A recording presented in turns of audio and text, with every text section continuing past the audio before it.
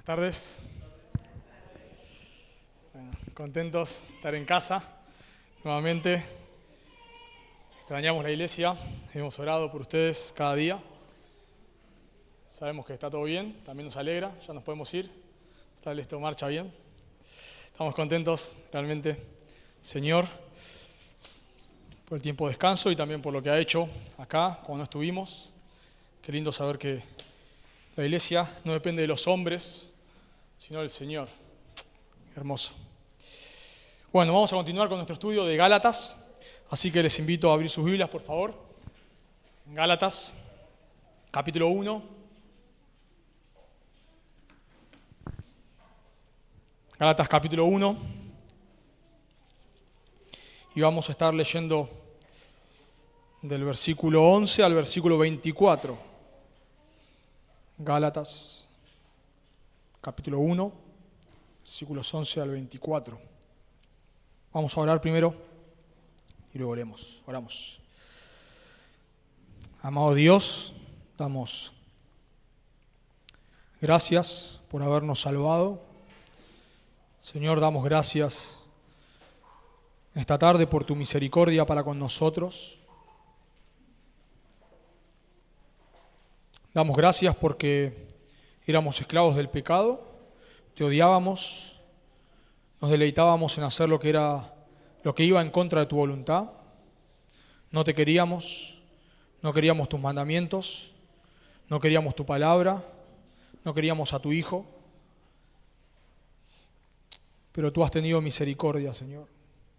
Tú nos has atraído hacia ti, tú nos has librado de la esclavitud del pecado y nos has hecho tus esclavos. Y por eso ahora te amamos, por eso ahora cantamos a tu nombre, por eso ahora queremos escuchar tu palabra, Señor. Solamente porque tú has tenido misericordia de viles pecadores como nosotros. Y queremos, por favor, rogarte en esta tarde que tú, Señor, nos ayudes a escuchar tu voz, nos ayudes a estar atentos a tu palabra, nos pastorees, nos quebrantes, nos humilles, nos restaures, nos levantes.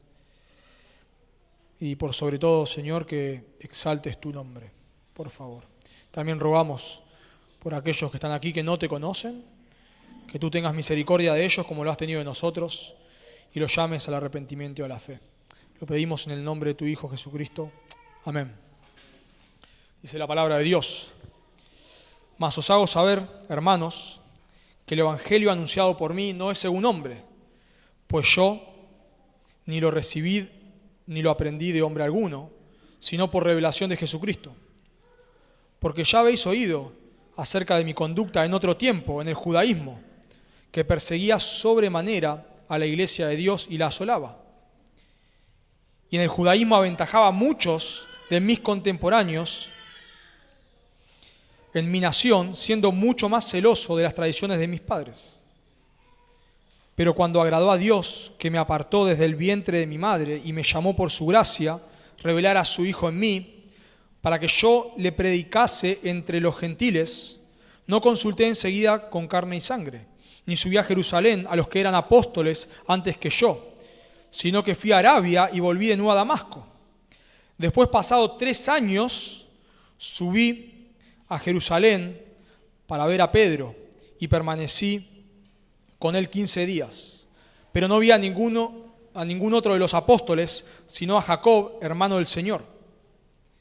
En esto que os escribo, he aquí delante de Dios que no miento. Después fui a las regiones de Siria y de Cilicia, y no era conocido de vista a las iglesias de Judea que eran en Cristo. Solamente oían decir, aquel que en otro tiempo nos perseguía, ahora predica la fe que en otro tiempo asolaba, y glorificaban a Dios en mí. Recuerdo cuando tuvimos la serie de dones, no sé si recuerdan, estuvimos estudiando todo el tema de los dones, Corintios 12 al 14. Luego de un sermón, un hermano se me acerca y me dice de manera correcta y de buena manera, ¿cómo que no creemos en los milagros? Porque eso fue lo que dije, que no creemos en los milagros. ¿Cómo que no creemos en los milagros? Bueno, lo que yo le respondí, tu observación es correcta, sí, creemos en los milagros, claro que sí. No, lo que no creemos es que el don de milagros esté vigente, pero claro, tu observación es correcta. ¿Creemos en los milagros? Por supuesto que sí, creemos en los milagros que leemos en la Biblia.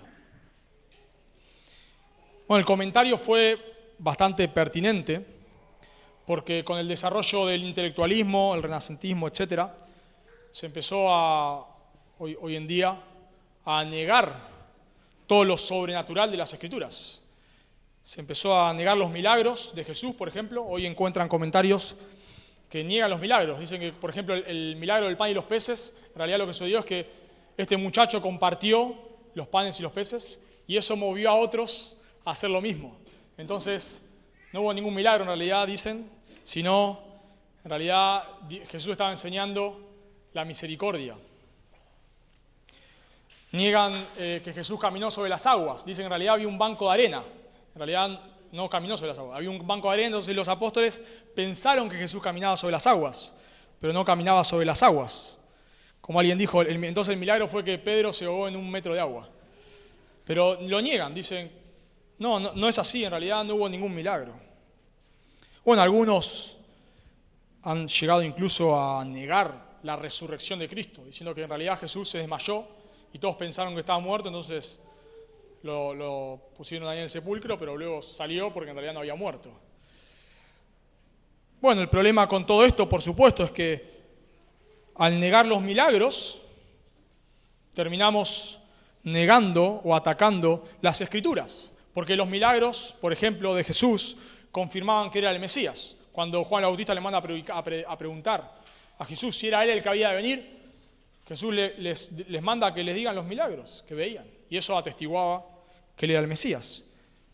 Los milagros en los apóstoles confirmaban el mensaje que ellos predicaban. Por lo tanto, si atacamos los milagros de Jesús, ya no podemos decir que él era el Mesías. Si atacamos los milagros que los apóstoles hacían, ya no podemos confirmar la veracidad de su mensaje. Así que el punto es que si nosotros atacamos la veracidad histórica de las Escrituras, atacamos el Evangelio. Repito, si nosotros atacamos la veracidad histórica, o sea, que la historia que la Biblia relata es verdad, si nosotros atacamos la veracidad histórica de las Escrituras, inevitablemente terminaremos atacando el Evangelio.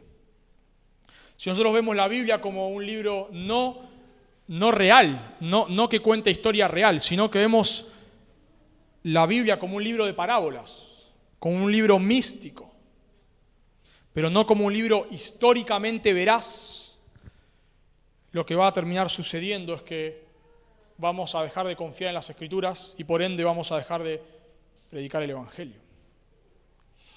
Y digo todo esto porque el pasaje que tenemos hoy, que acabamos de leer, y también el que sigue en capítulo 2, es un pasaje histórico, no sé si lo notaron.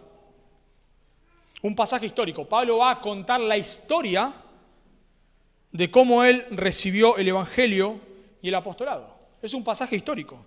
Pablo va a decir en este texto claramente, como leímos, que él recibió el mensaje del Evangelio por revelación de Jesucristo, que Jesucristo resucitado se le apareció.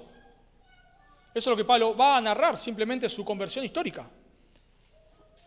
Y si nosotros negamos la veracidad histórica de este pasaje, si nosotros decimos, bueno, a Pablo no se le apareció Jesús, entonces en última instancia vamos a terminar negando el Evangelio que Pablo predicaba. Si yo niego la veracidad histórica del llamado al ministerio de Pablo, diciendo no puede ser que Jesús se le haya aparecido, eso es un mito, eso no es real, eso es un cuento de hadas, eso es una parábola, eso es lo que fuese. En última instancia vamos a terminar atacando el Evangelio. Así que nosotros debemos comprender los pasajes históricos y tomarlo como este pasaje, como un pasaje históricamente real. Así que cuando estamos frente a este pasaje histórico, tenemos dos desafíos. Un desafío es el que acabo de decir, negar la veracidad histórica. Es decir, Jesús no se le puede haber aparecido. Esto no puede ser y desecharlo. Otro error que se podría cometer en un pasaje histórico es decir, bueno, a Jesús se le apareció a Pablo, se me apareció a mí también. Y se le apareció a mi vecino, y se le apareció al otro de allá enfrente. Bueno, para no caer en esos errores y comprender esta narración, debemos hacer una pregunta, y es, ¿por qué Pablo cuenta su testimonio? ¿Por qué? ¿Por qué Pablo dedica casi un cuarto, o sea, si tomamos capítulo 2, un cuarto de su epístola a contar su conversión y su llamado al ministerio? ¿Por qué? Bueno, por lo que dije antes, porque los judaizantes estaban atacando a Pablo y al atacar a Pablo atacaban su mensaje. Lo que acabo de decir, si nosotros negamos los milagros, entonces ¿qué va a pasar? Vamos a negar el evangelio. ¿Y qué están haciendo los judaizantes acá? Están atacando a Pablo. Pablo no es un apóstol. Vamos a verlo, pero lo que los judaizantes decían es que Pablo había recibido el mensaje del evangelio de los apóstoles de Jerusalén y les había confundido Pablo. Lo había malinterpretado, lo había cambiado. Entonces ellos decían, bueno, Pablo es un apóstol, pero no al nivel de los 12. Entonces, en realidad Pablo predica otro mensaje.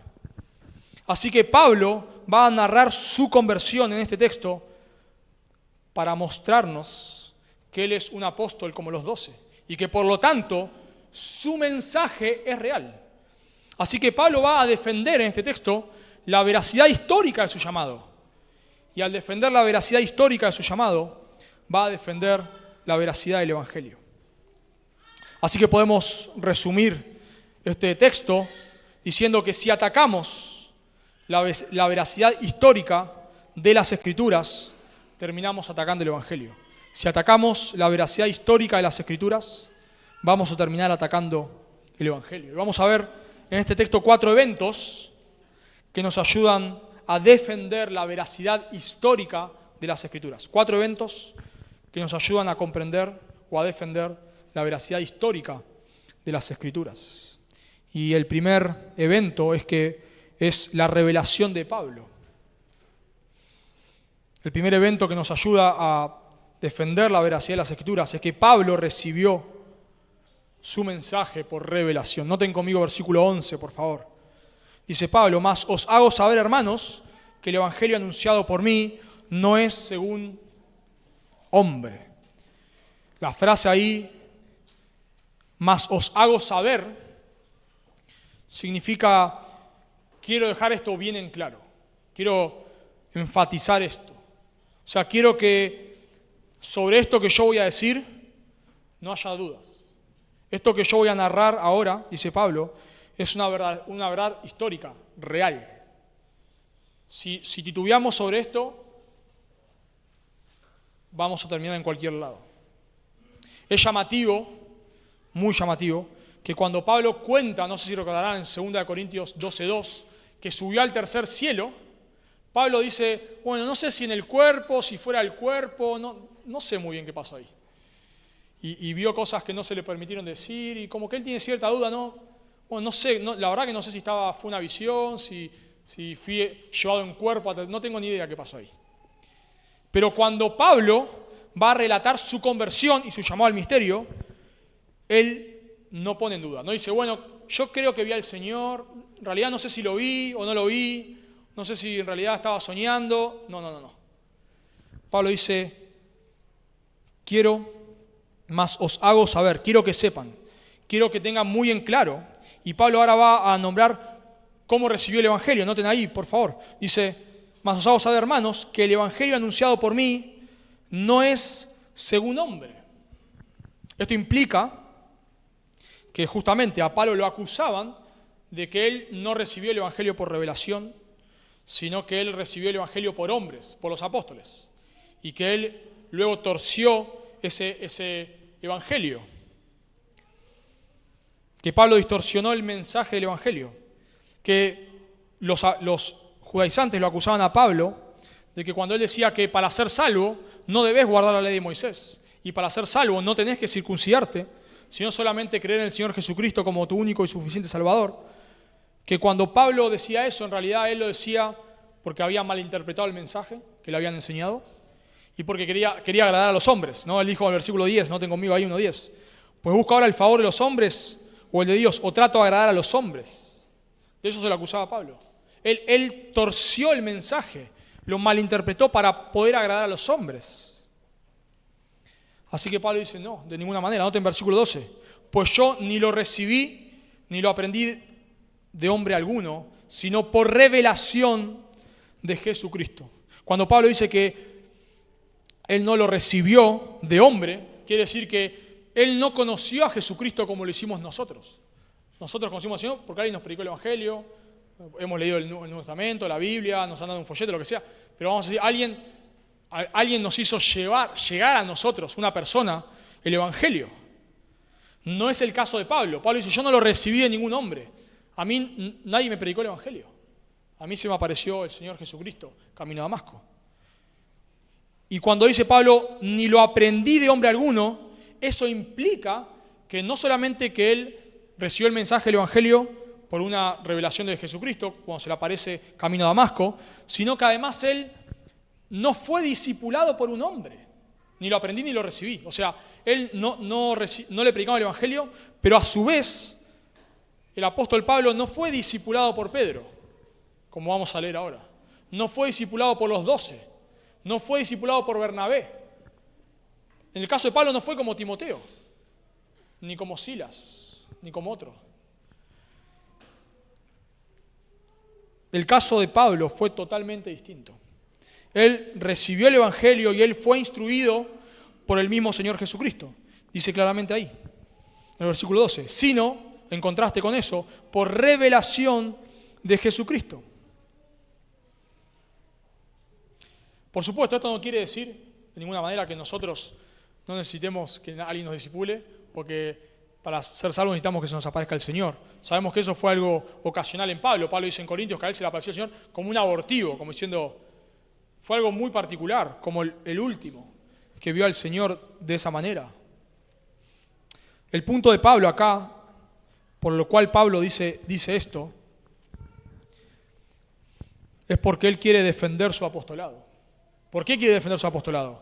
Porque si los judaizantes logran poner en duda que realmente Pablo es un apóstol como los 12, entonces descartar su mensaje es cuestión de tiempo, nada más.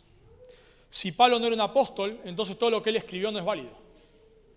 Nosotros sabemos, por Efesios 2:20, que la tarea de los apóstoles era poner el fundamento de las Escrituras. Del Nuevo Testamento, dice en Efesios 2:20, edificados sobre el fundamento de los apóstoles y profetas, siendo la principal piedra del ángulo Jesucristo mismo. O sea, Pablo era un apóstol, como era apóstol, y esa es la tarea de los apóstoles, por eso ya no hay apóstoles, era establecer el canon del Nuevo Testamento, hasta que muere el último apóstol, el apóstol Juan, quien escribe Apocalipsis.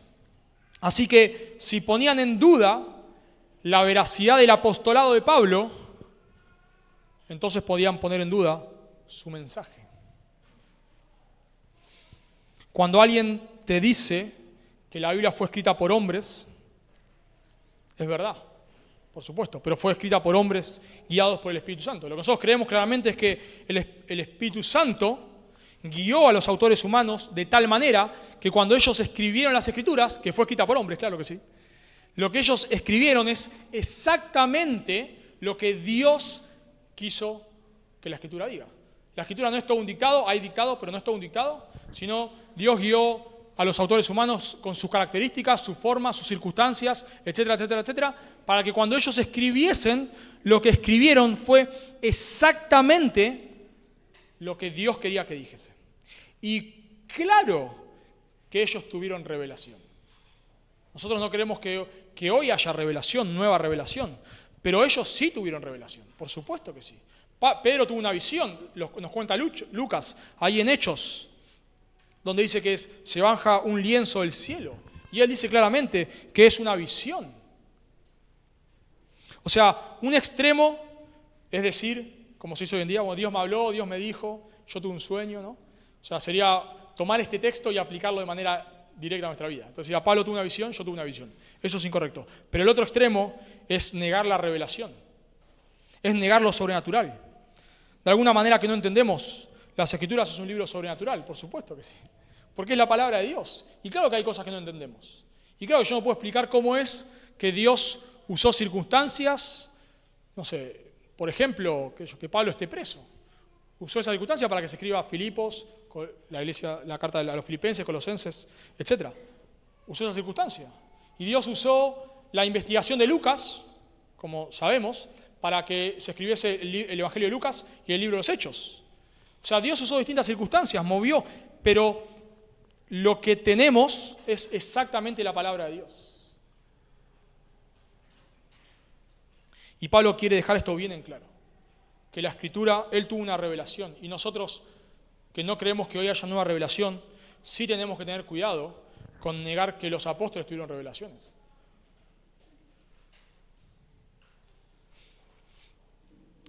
Lo que nosotros tenemos que tener cuidado al ver este texto es que nosotros también podemos, hoy en día, porque se hace, podemos atacar a los autores humanos de las Escrituras. Y en última instancia lo que va a terminar pasando es que vamos a terminar dejando las Escrituras de lado. En 1978, en la ciudad de Chicago, se hizo una convención sobre la inerrancia. La inerrancia. ¿Por qué se hizo esta convención? Justamente porque personas, y hubo más de 300 teólogos y pastores, porque personas empezaron a decir que la Biblia era inefable, pero no inerrante. O sea, siempre la infalibilidad, que tiene que ver con que la Biblia no te guía al error, y la inerrancia, que es que la Biblia no tiene errores, siempre fue lo mismo. Pero se levantaron personas a hacer lo que hacen los Gálatas acá, a atacar a los autores humanos. Entonces decían, no, la Biblia es infalible, o sea, la Biblia no te va a guiar al error. Si vos querés saber cómo ser salvo, la Biblia te lo dice. Pero la Biblia tiene errores, dicen. Porque, ¿quién escribió la Biblia? Los hombres, ¿no? Sabemos, de vuelta, inspirados, guiados por el Espíritu Santo, pero los hombres. Entonces empezaron a decir, bueno, la Biblia tiene errores, porque Dios no tiene error, pero los hombres tienen errores. Sí, aún nos va a decir Gálatas capítulo 2, un error de Pedro. Entonces, como los hombres tienen errores, bueno, ellos cometieron errores cuando las escribieron. Así que la Biblia es infalible, dicen, pero no es inerrante. La Biblia se equivoca, dijeron ellos, en cuestiones de historia. Quizás se equivocó acá, capaz dijeron que era el gobernador era Herodes, pero no era Herodes, que se equivocó en realidad Lucas ahí. En realidad decían que había tal cosa, pero en realidad no era así. En realidad hablaban de tal ciudad, pero no era tal ciudad. O sea, empezaron a decir que atacar a los autores humanos. No, Dios no se equivoca, claro, pero los autores humanos se equivocan. Exactamente, muy llamativo, exactamente que 2000 años después se está haciendo lo mismo que los Gálatas acá. Atacamos a Pablo para atacar su mensaje. Atacamos la autoría de las Escrituras para atacar su mensaje. Pero Pablo entendió que si los judaizantes lograban hacer que el apostolado de Pablo y el llamado de Pablo al apostolado estuviese en duda, el mensaje del Evangelio estaba en juego. Y es muy llamativo que muchos años después, en Chicago, estos pastores entendieron lo mismo. Entendieron que si nosotros creemos que la Biblia tiene errores, aunque sean mínimos, de nombres, errores de fechas, errores de lugares, errores mínimos, si nosotros cedemos y creemos que la Biblia tuvo errores, entonces la Biblia ya no es confiable.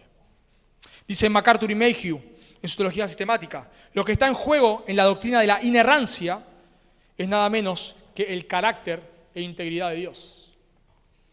Me encanta cómo lo dice Ryrie, quien firmó la Declaración de Chicago. Ryrie dice lo siguiente en su teología, consideren esto, si la Biblia contiene algunos errores, ya sean pocos o muchos, ¿cómo puede uno estar seguro de que su entendimiento de Cristo es correcto? Quizá uno de estos errores concierne algo de la vida de Cristo. No sería imposible que pudiera haber un error en asunto tan crucial como su muerte y resurrección. ¿Qué entonces le ocurriría a la cristología de uno? Se cambiaría, quizás aún tan drásticamente, que no habría fe cristiana alguna que aceptar. O dice Ryrie, o supongamos que la enseñanza bíblica sobre el Espíritu Santo fuese incorrecta. Esto pudiera afectar la doctrina cardinal de la Trinidad, la cual a su vez pudiera también afectar seriamente la cristología, la soteriología y la santificación. Aun si los errores son en asuntos supuestamente menores, entre comillas, errores menores, cualquier error expone a la Biblia a sospecha en otros puntos que pueden que no sean tan menores. Y termina Riley, dice, si la inerrancia cae, otras doctrinas también caerán. Si nosotros creemos que la Biblia tiene errores, entonces ya no podemos confiar en la Biblia. Y si no podemos confiar en la Biblia, ya no podemos predicar en la Biblia. Porque quizás yo le digo a las personas que Jesús dijo ser Dios, pero en realidad cuando Juan escribió eso se equivocó. ¿Se dan cuenta? Es algo diminuto que lo derrumba todo. Y por eso Pablo, ese es el motivo por el cual Pablo defiende su ministerio. Pablo no tenía problemas con su ego. No es que decía, ¿cómo van a hablar mal de mí? A Pablo no le importaba eso. Pero Pablo está entendiendo cuando está escribiendo a los Gálatas, que si ellos logran cuestionar su llamado al ministerio y su apostolado, entonces desechar el Evangelio es cuestión de tiempo. Así que el primer evento que nos ayuda a defender la veracidad histórica es la revelación de Pablo. Nosotros tenemos que entender claramente, hermanos, que claro que a Pablo se le apareció en el Señor Jesucristo, por supuesto que sí. Y claro que Pablo tuvo revelaciones, por supuesto que sí, no lo negamos. De vuelta, no decimos que hoy en día Dios nos habla por revelaciones, nos habla por su palabra escrita, pero claro que ellos lo recibieron y no podemos negarlo eso. El segundo evento que nos ayuda a defender la veracidad histórica de las Escrituras es la conversión de Pablo. La conversión de Pablo. Noten versículo 13, por favor. Porque ya habéis oído acerca de mi conducta en otro tiempo, en el judaísmo, que perseguía sobremanera a la iglesia de Dios y la asolaba. Y en el judaísmo aventajaba a muchos de mis contemporáneos en mi nación, siendo mucho más celoso de las tradiciones de mis padres. Pablo introduce ahí en el versículo 13 con un ¿por qué? ¿Por qué? Pablo va a explicar por qué es verdad que se le apareció el Señor Jesucristo. ¿Por qué es verdad que realmente Pablo tuvo una revelación del Señor? Y para argumentar esto, Pablo va a usar su vida pasada. Su vida pasada confirma que realmente él vio al Señor, realmente.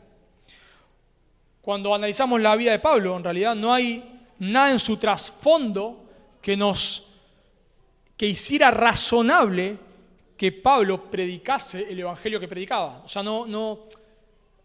humanamente hablando, no hay nada en la vida de Pablo que lo hiciese cambiar. A veces nosotros sabemos de que muchas personas que se oponen al cristianismo han estado en familias cristianas. Y quizás han visto a sus padres vivir doble vida y eso los ha hecho negar el cristianismo.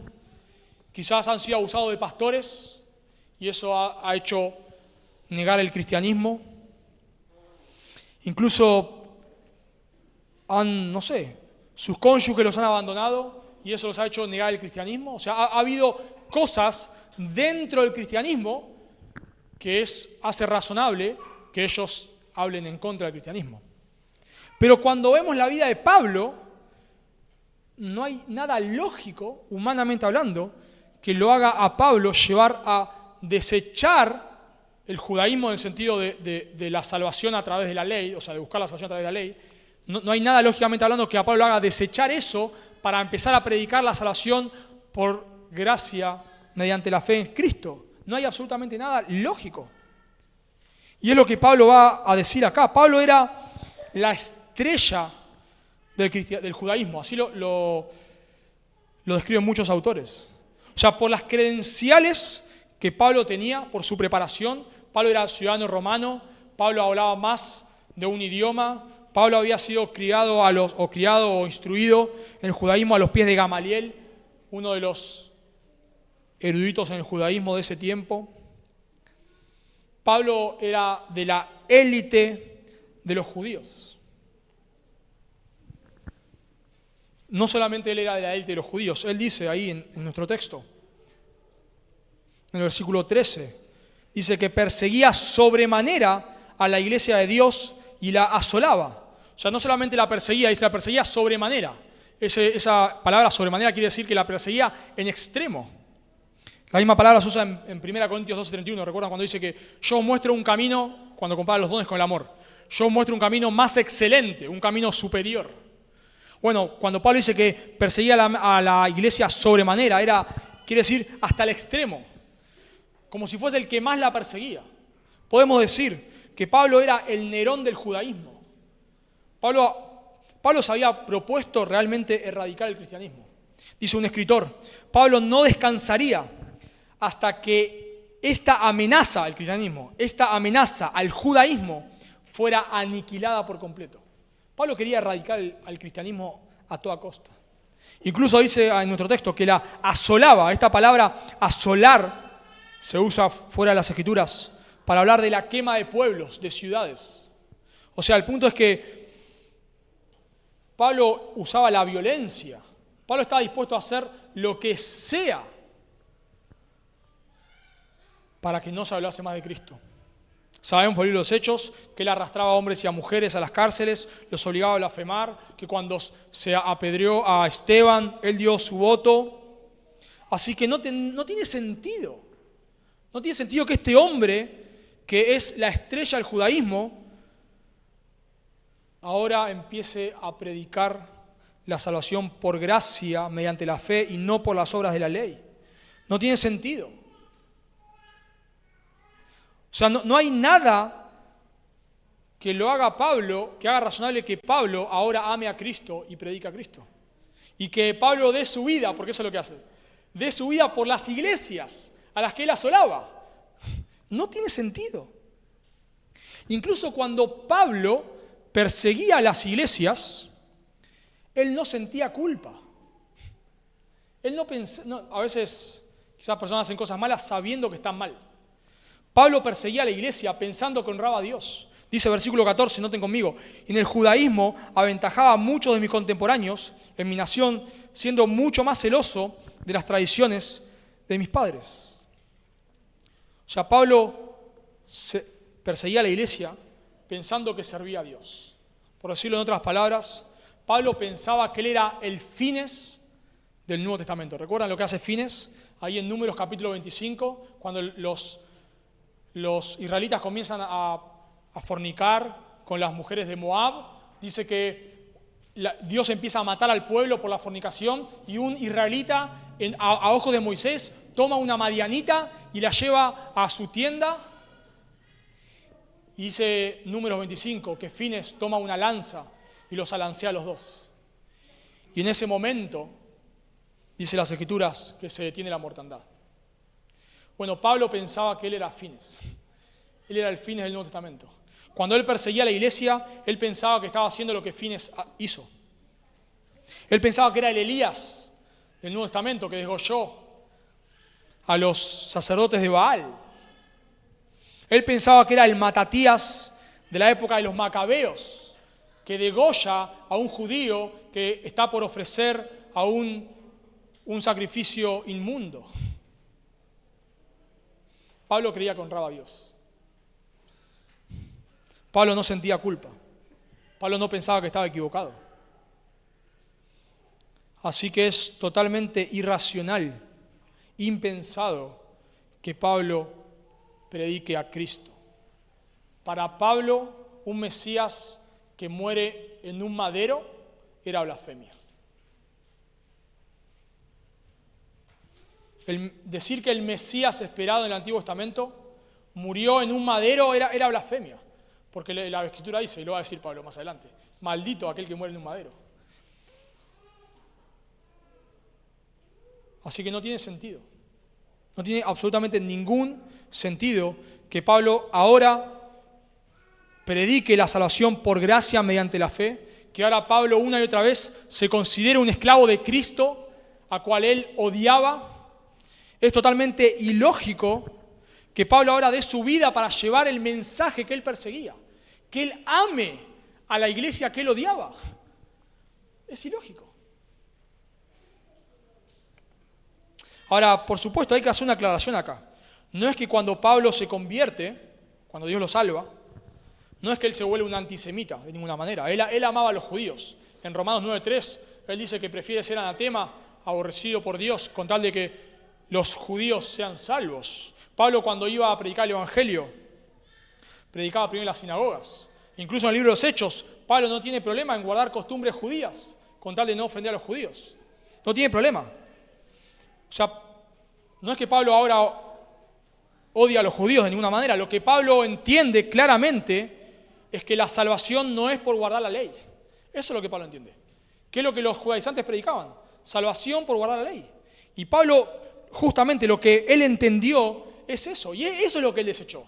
Él no desechó el judaísmo en el sentido de decir todo lo que los judíos dijeron está mal. No, nada que ver. A la religión cristiana se la llama judeo-cristiana, porque hemos estudiado ya el Antiguo Testamento en alguna ocasión. Jesús viene de los judíos, claro que sí. Lo que él desechó es la salvación por guardar la ley. Lo que él desechó es que ahora vos no tenés que hacerte judío para luego hacerte cristiano. No tenés que circuncidarte para luego creer en Jesús. Pablo dice en Gálatas 2:21, justamente concluyendo toda la parte histórica, dice en Gálatas 2:21, no desecho la gracia de Dios, pues si por la ley fuese la justicia, entonces por demás murió Cristo. Así que la conversión de Pablo nos dice que algo tuvo que haber pasado. Algo tuvo que haber pasado. Si no, no tiene explicación. Pero Pablo quiere dejar en claro, porque todo este movimiento en este tiempo, hoy en día también lo hay, con raíces hebreas, todo este movimiento de tratar de ganarte la salvación por méritos, lo que trae también es el orgullo. Y Pablo, lo hemos estudiado en la introducción, Pablo introduce en Gálatas el término de la gracia, y el término de la gracia es clave en toda la carta a los Gálatas. Y Pablo aprovecha la ocasión cuando cuenta su testimonio para dejar en claro que él fue llamado al ministerio por revelación de Jesucristo, pero fue por gracia. Noten versículo 15, por favor. Pero cuando agradó a Dios, que me apartó desde el vientre de mi madre, y me llamó por su gracia revelar a su Hijo en mí. Pablo quiere dejar claro algo. Él fue llamado por revelación, él era la estrella del judaísmo, pero Dios no me llamó a la salvación porque vio algo bueno en mí, porque vio que yo podía ser útil, porque vio que mi conocimiento del Antiguo Testamento podía ser útil, porque vio que tener ciudadanía romana podía ser útil. No, Pablo quiere dejar algo en claro acá. Todo esto que estoy narrando es así, Dios me llamó, pero por su gracia, por su gracia. Pablo usa ahí la palabra agradó a Dios, y los otros tres verbos, apartó, llamó y revelar, dependen de este verbo, agradó. La palabra agradar hace referencia al acto soberano de Dios. Esta misma palabra, agradar, es la que se usa en Efesios 1:5, que dice que Dios nos predestinó por el puro afecto de su voluntad. Puro afecto es la misma palabra acá. Dios nos predestinó, ¿por qué? Porque Él quiso. Porque Él quiso. No porque vio a través del túnel del tiempo que íbamos a creer. Porque Él quiso. Y Pablo usa este mismo concepto para hablar de su llamado al ministerio. Fue por gracia. Por si la palabra agradó no fuese suficiente, Pablo dice que lo apartó desde el vientre de su madre, lo cual implica antes que Él haga todo mérito.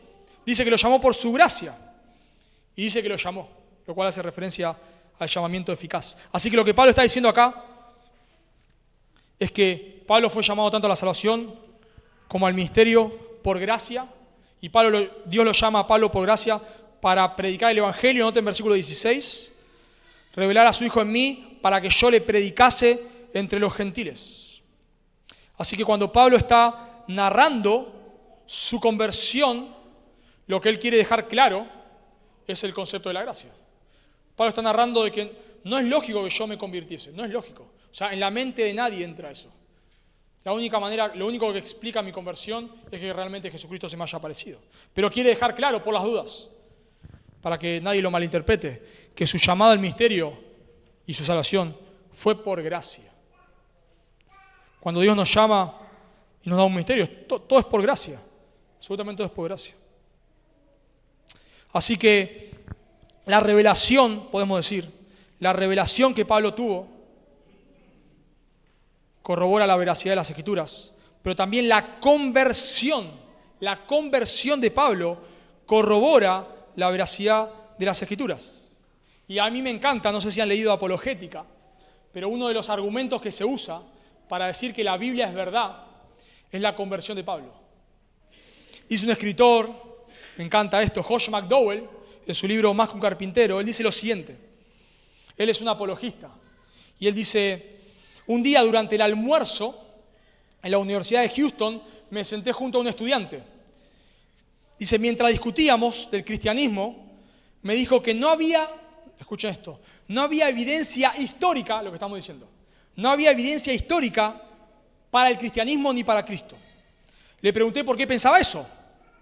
Él era estudiante de historia y uno de los libros que estaba estudiando era de la historia romana.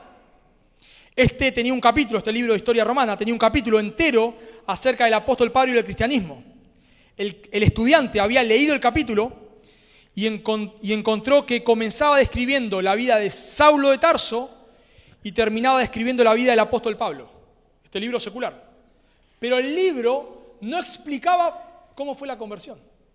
Lo que este libro no explicaba, este libro secular, o sea, porque no lo podemos negar, este libro contó la historia de un hombre que se llamó Pablo, que era un judío acérrimo y terminó predicando a Cristo. Un libro secular. Lo que este libro no podía explicar es qué generó el cambio. Dice Josh McDowell, me dirigí al libro de los Hechos y le expliqué la aparición de Cristo a Saulo en el camino a Damasco. El estudiante vio enseguida que esta era la forma más lógica para explicar el gran cambio en Pablo. Y eso es ese es el argumento que Pablo está usando acá. Y el mismo que podemos usar nosotros para predicar el Evangelio. Cuando alguien te dice la Biblia no es veraz, bueno, entonces explícame cómo Pablo, un personaje histórico real, porque la historia, si ustedes agarran un libro de historia secular, va a hablar, por supuesto, de ese tiempo, ¿no? Va a nombrar a Pablo, por supuesto que sí. Entonces la pregunta es, ¿qué lo hizo a Pablo cambiar? ¿Qué lo hizo? No hay explicación. La única lógica es que realmente a Pablo se le haya aparecido Jesucristo. Si no, no hay manera de que Pablo predique a quien odiaba. No es lógico que Pablo predique a aquel a quien perseguía. Así que la revelación que Pablo recibió nos ayuda a defender la veracidad de la Biblia. En segundo lugar, la conversión de Pablo confirma que la Biblia que tenemos es veraz. Y en tercer y último lugar, la unidad de la Biblia confirma su veracidad. La unidad de la Biblia confirma su veracidad. Pablo, de vuelta, dice en el versículo 11 y 12 que él recibió una revelación de Jesucristo. Luego explica cómo fue su conversión y su conversión llamada al misterio. Y ahora Pablo va a explicar qué es lo que él hace después. ¿Qué hace después de su conversión? Noten versículo 16. No consulté enseguida con carne y sangre, ni subí a Jerusalén a los que eran apóstoles antes que yo, sino que fui a Arabia y volví de nuevo a Damasco. Bueno, uno lee esto y parece raro, a mí por lo menos me llama la atención, porque parece como que Pablo es medio orgulloso, ¿no? Dice, bueno, yo cuando el Señor se me apareció, yo no le consulté a nadie, yo no necesito a ningún hombre, sino que me fui ahí a Arabia y después volví a Damasco. Parece orgulloso. En segundo lugar, parece contradecir lo que nos enseña Lucas en Hechos 9, porque Lucas no dice que fue a Arabia, sino que él predicó en Damasco.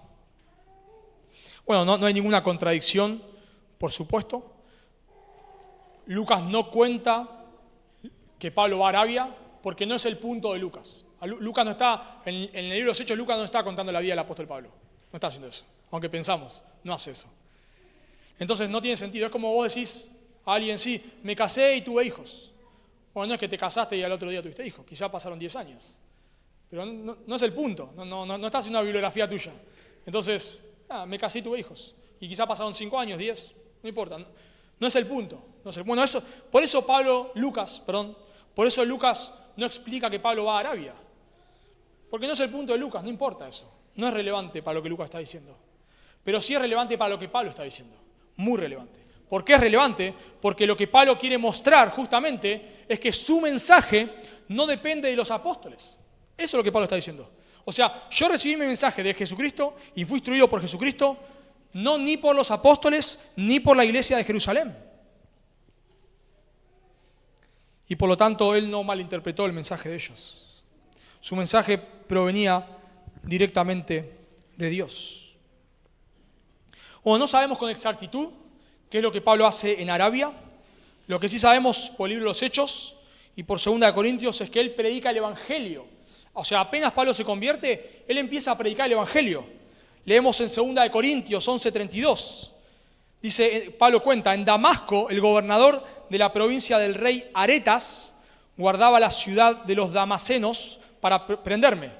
Y fui descolgado del muro en un canasto por una ventana y escapé de sus manos. El rey Aretas, que se nombra acá, el rey Aretas, gobernaba sobre la ciudad de Arabia, o sea, sobre la región de Arabia. Así que si este rey estaba persiguiendo a Pablo por predicar el Evangelio, es lógico que cuando Pablo estuvo en Arabia, él predicó el Evangelio. Fue perseguido. Algunos suponen también que estos 3 años Pablo no solamente predica el Evangelio, sino que Pablo es instruido por el mismo Señor Jesucristo. Algunos dicen, bueno, no lo sabemos, está medio velado lo que pasó en Arabia, pero bueno, sabemos que él tuvo revelación del Señor. Algunos dicen, bueno, en esos 3 años que Pablo está en Arabia, quizás el Señor se le apareció. O sea, el Señor, recordemos que el Señor se le aparece a los discípulos luego de resucitar, ¿cuánto tiempo? 40 días. Y les enseña, ¿qué cosa?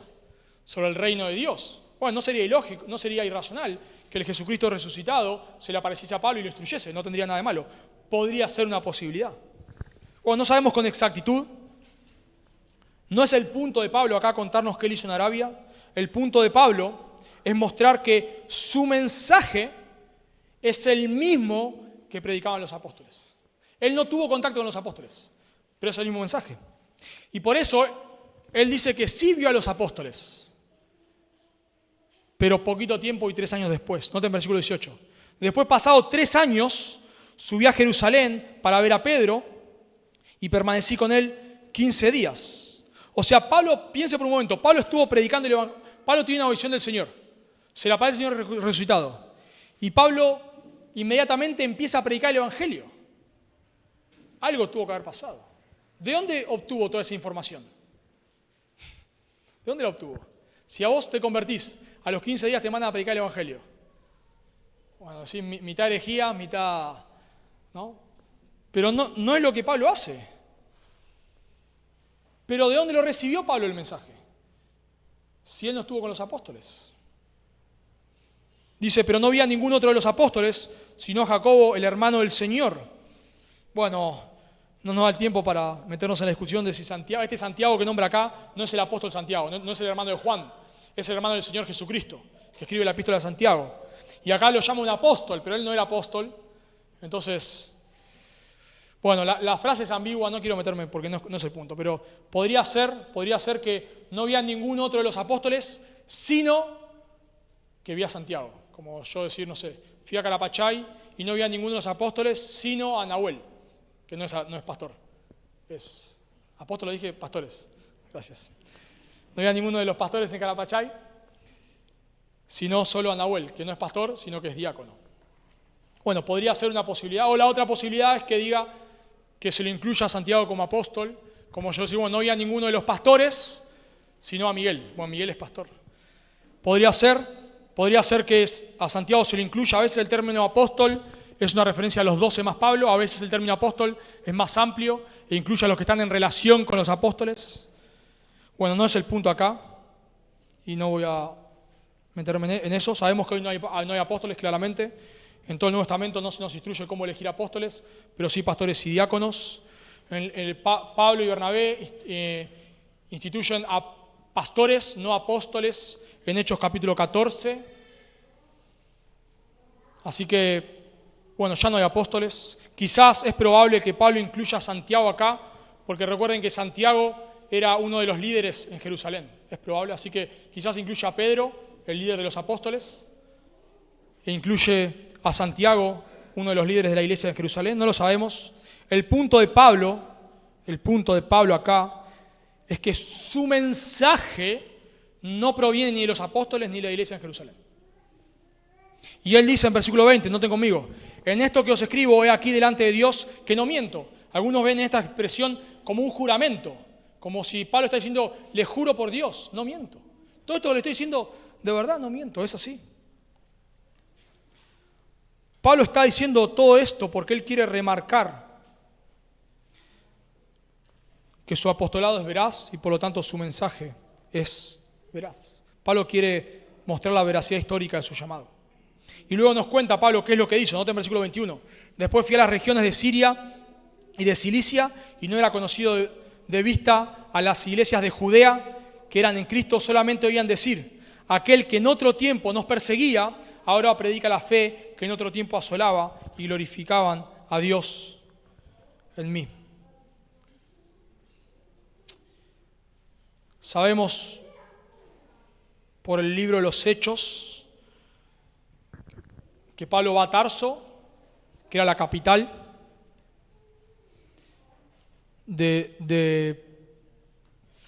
era la capital de Cilicia. El punto de Pablo acá es que él no estuvo en contacto con las iglesias. Pero es muy llamativo, o sea, no estuvo en contacto con las iglesias de Judea, con los Jerusalén, con los apóstoles. Pero es muy llamativo que donde Pablo predicó se fundaron iglesias. Leemos en Hechos 15. En Hechos capítulo 15, cuando se hace el concilio de Jerusalén y se envía la carta justamente a decir que no hay que guardar la ley de Moisés, es muy llamativo que noten a quién se envían las cartas. A los hermanos que están entre los gentiles, que están en Antioquía, en Siria y en Cilicia. Hechos 15, 23. En Antioquía, en Siria y en Cilicia. Pregunto, ¿cómo hizo Pablo para fundar iglesias sin ser instruido por hombres? Imagínate, de vuelta, te predica el evangelio, te convertís y te mandan a fundar iglesias. ¿Qué haces? Me imagino que un desastre, como haría yo también. Un desastre haríamos. Pero no es lo que Pablo hace. ¿De dónde tuvo Pablo todo este conocimiento? Bueno, claramente de Dios. Algunos también suponen que muchos de los que, por lo que leí antes de 2 de Corintios, que narra ahí lo del rey Aretas, que todo lo que Pablo nombra, recuerdan cuando dice que sufrió naufragio, algunos pensamos en Hechos, pero el hecho es posterior a eso, que sufrió naufragio, fue azotado, etcétera, etcétera. Algunos suponen que es durante este tiempo, porque tenemos 10 años de la vida de Pablo, que son 10 años de anonimato, hasta que Bernabé lo va a buscar a Pablo y lo lleva a Antioquía, anonimato, no sabemos mucho de la vida de Pablo, durante 10 años, pero Pablo predicaba el evangelio. Pablo, 14 años después, lo va a decir Hechos capítulo 2, recién ahí va a ver a los apóstoles y confirma que el mensaje que él predicaba era el mismo que predicaban los apóstoles. 14 años después. Pero en ese tiempo Pablo predicó el evangelio, fundó iglesias, las iglesias de Judea, que tenían el evangelio de la iglesia de Jerusalén, glorificaban a Dios en Pablo. ¿Cómo van a glorificar a Dios en Pablo si Pablo predicase otro evangelio? Por eso decimos que la unidad de la Biblia confirma su veracidad. La unidad de la Biblia confirma su veracidad. Que Pablo, sin ver a los apóstoles, predicase el mismo evangelio que ellos predicaban, confirma que su evangelio era veraz y que su evangelio lo obtuvo por revelación. Y de vuelta, hermanos, un argumento que nosotros podemos usar para hablar de la veracidad de las Escrituras, y quiero que en esto vayamos pensando en este texto, uno de los argumentos es su unidad. La unidad nosotros podemos usar la conversión del apóstol Pablo para hacer apologética. Podríamos usarlo. Y para hablar de la veracidad de las Escrituras. Y podemos usar también el argumento de la unidad de las Escrituras. Sabemos que las Escrituras fue escrito más o menos por 1500 años por 40 autores distintos. Pero tiene una unidad. Eso sí, y no solamente por 40 autores distintos pastores, reyes, distintas personas en distintas épocas, y es el mismo mensaje. Agarrá hoy en día 40 personas que nacieron en décadas distintas y ponerlos a hablar sobre el peronismo. Bueno, probablemente no coincidan. Algunos hablan maravilla, otros hablan peste, lo que sea. No van a coincidir. Pero acá agarramos a 40 autores a lo largo de 1500 años y es exactamente el mismo mensaje. Y eso es lo que Pablo está diciendo acá. Mi mensaje es el mismo que predicaban los apóstoles. Y el mensaje que predicaban los apóstoles es lo que el Antiguo Testamento decía. Por lo tanto, lo que yo les predico es verdad. La unidad de la Biblia confirma su veracidad. Si nosotros no podemos confiar en la Biblia, no podemos confiar en ningún libro. Ningún libro. Es un libro de apologética, que un libro conocido y que se usa bastante en el ambiente secular, el libro de Tucídides, que se usa en el secularismo, no se cuestiona, fue escrito en el año 400 a.C. y tenemos solamente 8 copias que vienen del 96 después de Cristo. O sea, nadie cuestiona este libro, nadie lo cuestiona. Pero desde que se escribió hasta las copias que tenemos, pasaron 1300 años y solamente tenemos 9 copias, pero nadie lo cuestiona. Las copias de historia de Heródoto se escribió mucho, tienen copias habiendo pasado muchísimos años, pero nadie lo cuestiona. El libro que escribió, o lo que escribió, mejor dicho, Aristóteles, en el año 343 antes de Cristo, 343 antes de Cristo, tenemos copias 1400 años después y solamente 5 copias.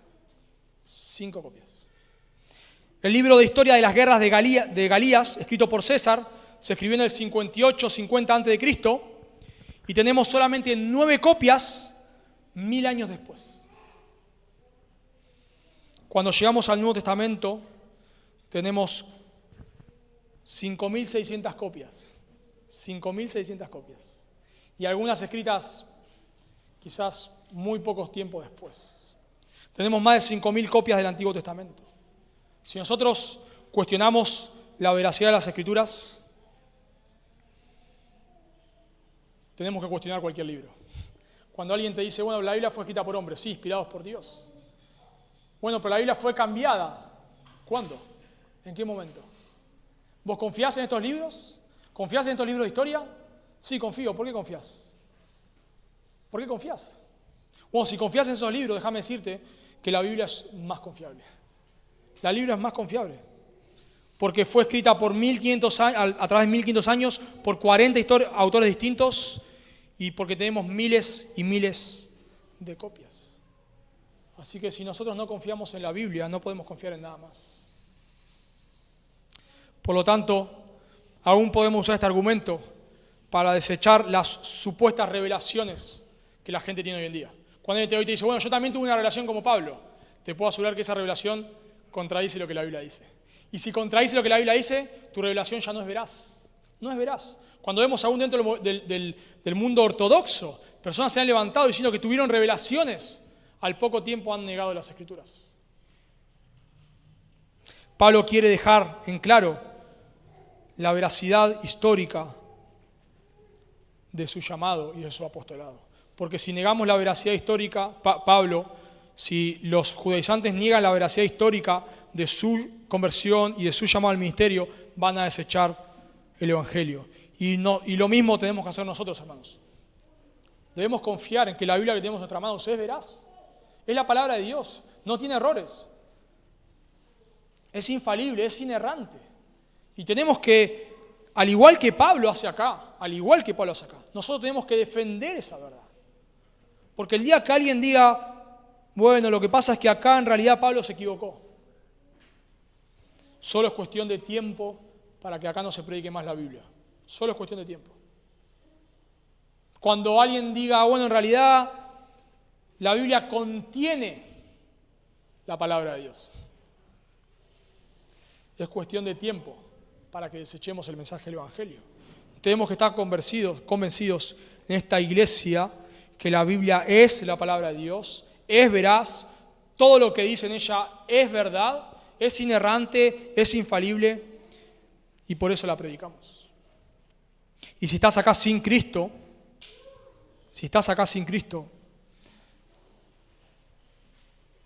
déjame decirte que es irracional que rechaces a Cristo. Es irracional. Porque la Biblia es veraz y porque la Biblia te dice claramente que hay un cielo y hay un infierno. Y me encanta esto porque acá enganchamos todo. Si la Biblia es veraz, entonces si la Biblia dice que hay un infierno, ¿qué pasa? Hay un infierno. Y si la Biblia dice que hay un infierno donde las personas van a pagar o a sufrir el justo juicio por sus pecados por la eternidad. ¿Qué quiere decir? Que es verdad. Y si la Biblia te dice que la única manera de ser salvo es por medio de Cristo, arrepintiendo de tus pecados, creyendo que Él es Dios hecho hombre que murió en lugar del pecador y que resucitó al tercer día. La Biblia lo dice, y si la Biblia es veraz, entonces eso es veraz. Y si vos rechazás eso, no estás rechazando un cuento de hadas, estás rechazando la verdad de Dios. Y Hebreos 9 dice que viene la muerte y después el juicio. Y si la Biblia es el libro más confiable que tenemos, la Biblia te dice claramente, muy claramente, que si vos rechazás a Cristo, te espera la condenación. El que cree en el Hijo, dice Juan 3, tiene la vida. Pero el que rehúsa creer, no verá la vida, sino que la ira de Dios permanece sobre él. Y si la Biblia es veraz, vos estás rechazando la verdad de Dios. Así que no te vayas de este lugar ahora mismo. Rendite a los pies de Cristo. Oramos. Amado Señor, te damos gracias por habernos dejado tu palabra, la cual es veraz, es inerrante, es infalible, la cual no tiene errores, la cual nos guía a la verdad. Gracias, Señor, porque podemos confiar plenamente que todo lo que tu palabra dice es verdad.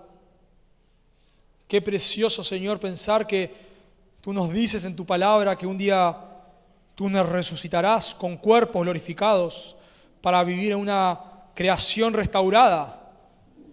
Y así será, Señor. Qué precioso que nos dices en tu palabra que todo lo que hagamos para ti en esta tierra tiene recompensa eterna. Y es verdad, Señor. Qué precioso que tu palabra nos diga que ya no hay condenación para los que están en Cristo Jesús. Qué precioso, Señor. Pero a su vez, Señor, qué triste que hoy haya personas que te rechacen, no creyendo a tu palabra, y un día se encuentren con tu juicio. Señor, si hay alguno en esta tarde, hay alguien así, te ruego que tú le llames al arrepentimiento y a la fe, por favor. Te lo pedimos en el nombre de Jesús. Amén.